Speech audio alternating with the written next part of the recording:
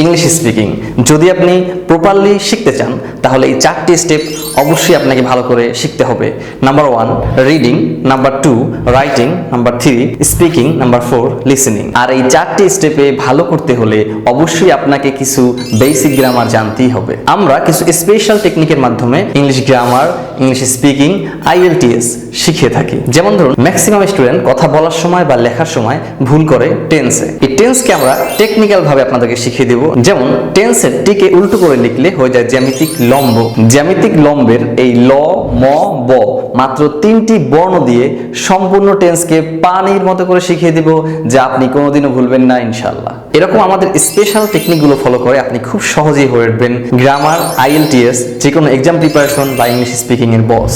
তাই আর দেরি না করে বন্ধুদের নিয়ে দ্রুত ভর্তি হয়ে যান আমাদের অনলাইন বা অফলাইন 2.5 মাসের কোর্সে। রয়েছে আমাদের নিজস্ব আবাসিক সুব্যবস্থা।